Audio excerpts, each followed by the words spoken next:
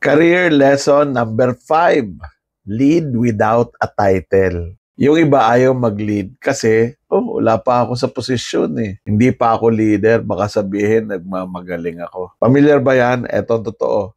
Leadership isn't about a title, it's about behavior, it's about action. Kung kaya mong mag-influence ng mga tao, to organize them, to do something together, tumulong para masolve ang problema ng team, mag-suggest ng improvement, or mag-mentor ng bagong empleyado, you're already leading. Sa totoo lang, ang pinaka napapansin sa promotion ay yung tinatawag nating leadership potential.